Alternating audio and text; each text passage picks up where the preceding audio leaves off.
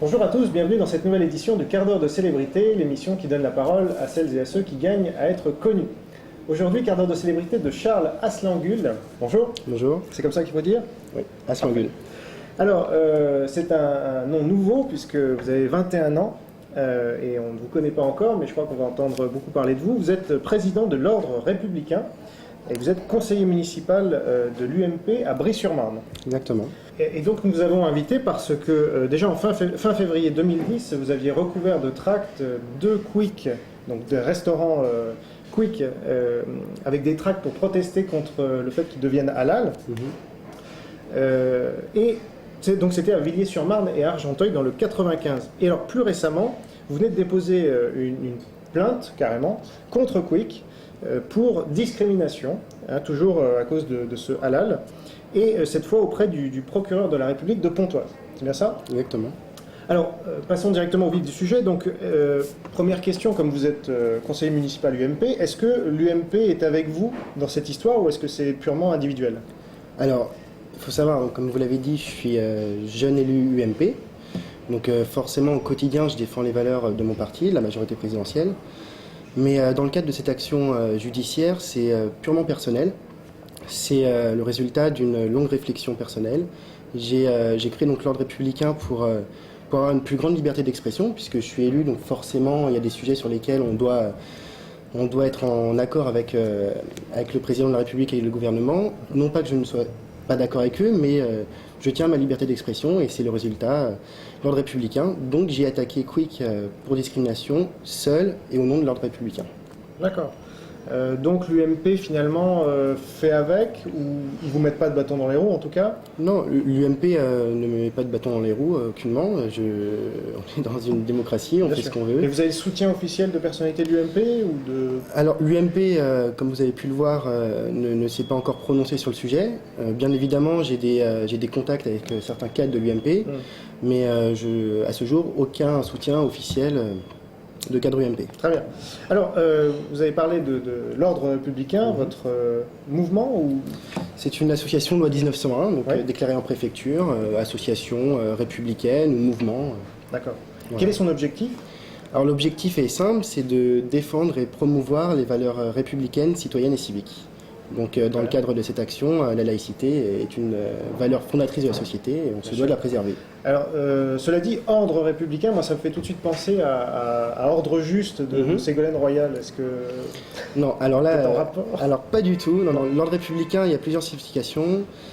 Premièrement, il ne faut pas le prendre au sens policier du terme. Très souvent, on entend l'ordre républicain, on pense à quelque chose d'assez ferme, assez dur. Alors pas du tout, moi je prends l'ordre républicain au sens philosophique du terme, c'est-à-dire l'équilibre entre les citoyens, c'est-à-dire l'égalité, une sorte d'équilibre. Et puis l'ordre républicain, c'est un état dans lequel la société se trouve juste et sans problème d'insécurité, de problème avec la laïcité.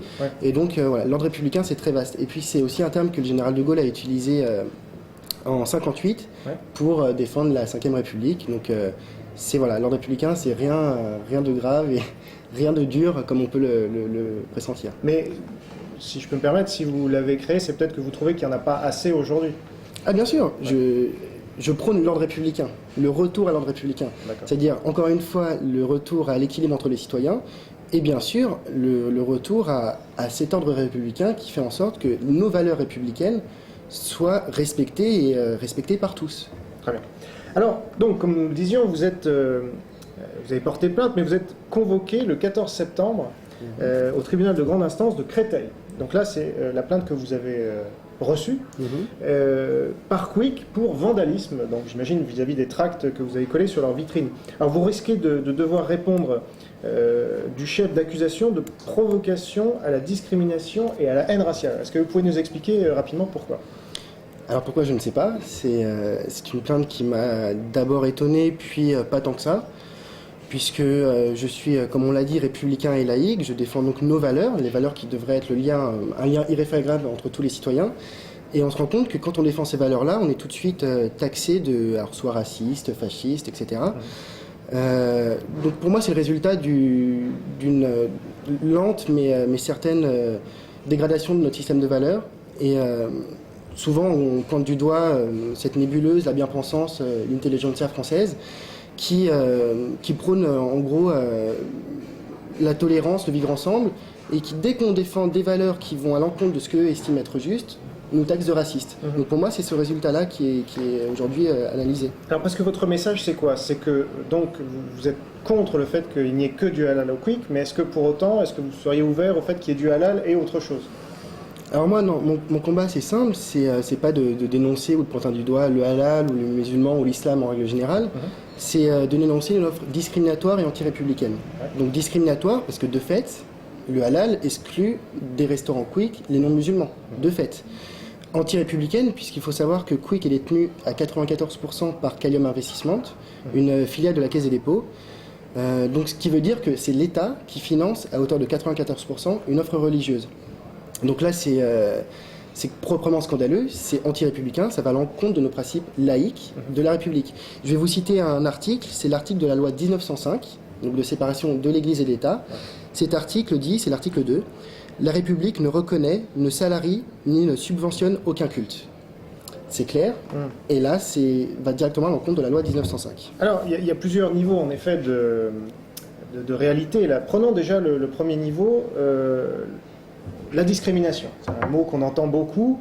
Est-ce que, finalement, une entreprise comme Quick n'a pas le droit de discriminer ses clients, sachant que le halal, en plus, ce n'est pas un interdit pour les gens qui ne sont pas musulmans. C'est-à-dire qu'on peut manger du halal, par contre, c'est quand on est musulman qu'on ne peut pas manger autre chose que du halal.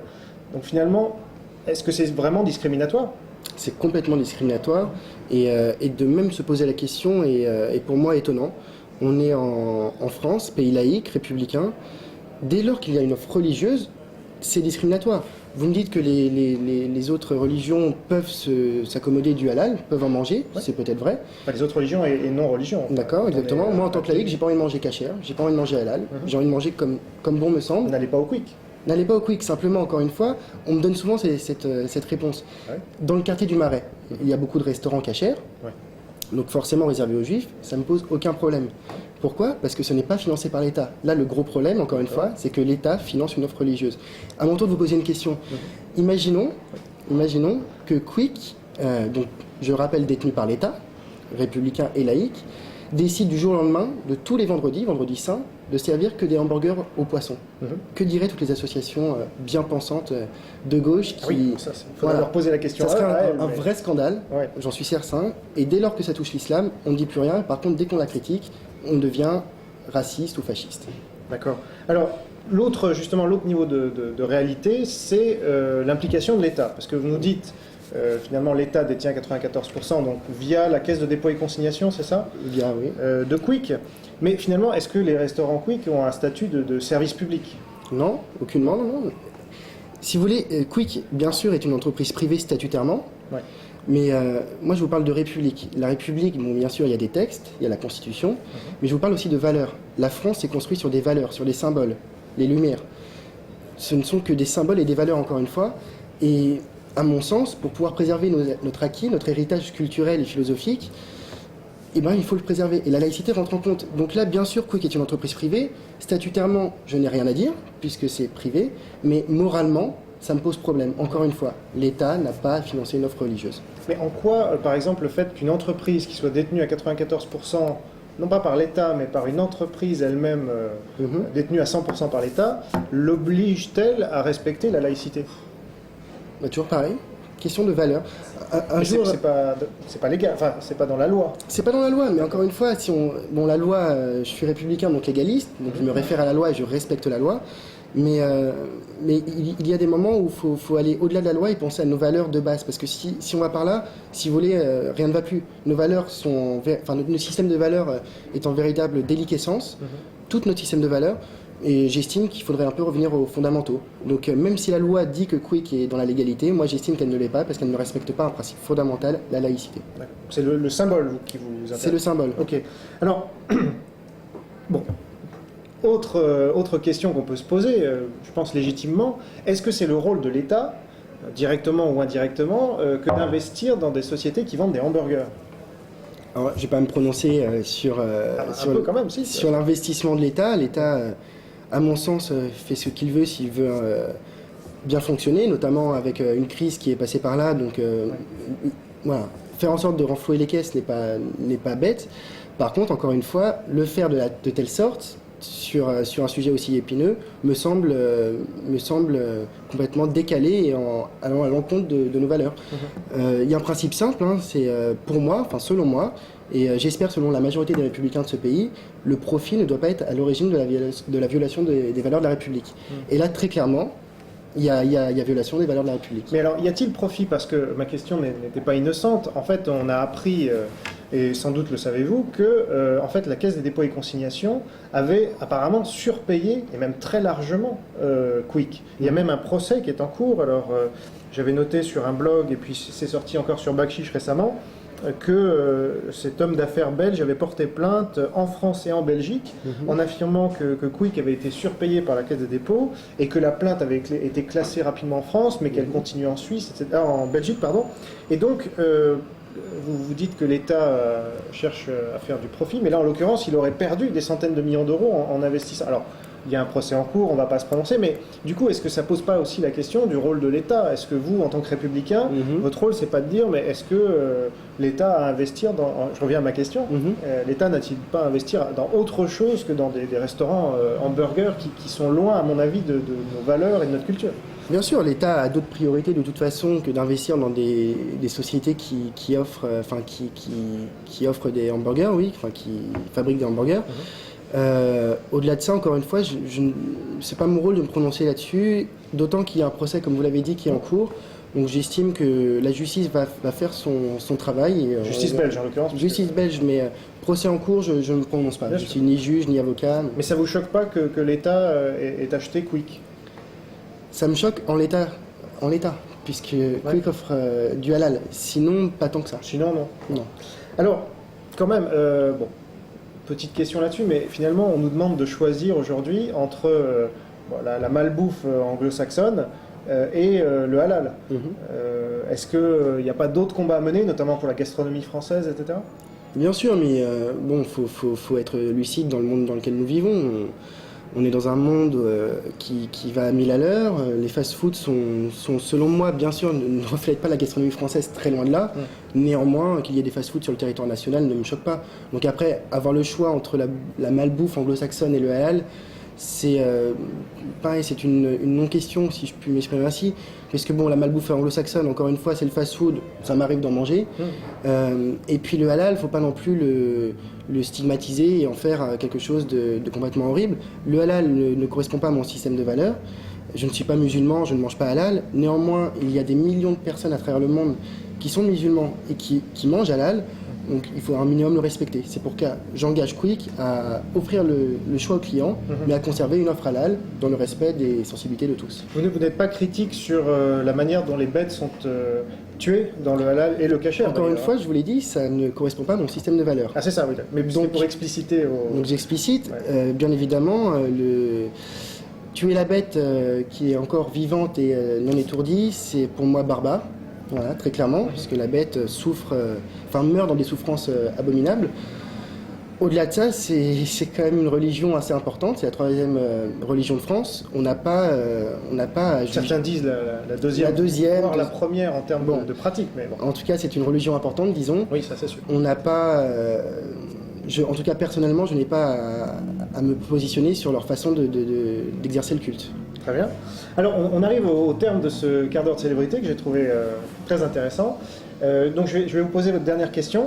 Elle sera assez simple puisque vous êtes sur enquête et débat. Est-ce que vous seriez ouvert à un débat sur cette question du halal et des quick halal, etc., avec le responsable du site Alkans qui s'appelle Fateh Kimouche et qui est très, très en amont sur la problématique du halal? Bien sûr, pour moi, la République, c'est aussi ça, c'est la démocratie, c'est le débat d'idées. Donc je suis preneur de tout débat, je suis prêt à m'engager à débattre avec ce monsieur. Néanmoins, les positions de ce site internet ne vont pas, encore une fois, vers ce que j'estime être juste et républicain, mais un débat est toujours bon à prendre Voilà. pour la République et la démocratie. C'est pour ça que ça serait un débat. Donc merci de cet accord. Donc l'appel est lancé à Fateh Kimouche. Je lui enverrai un mail même pour m'assurer qu'il a pris connaissance de cet entretien. Merci à vous, Charles Aslanguet, Merci à vous. d'avoir accepté notre invitation. N'oubliez pas que la liberté d'expression ne vaut que s'il est partagé par tous. Abonnez-vous, soutenez ce site et vous aurez accès à des contenus inédits. Et à très bientôt. Au revoir.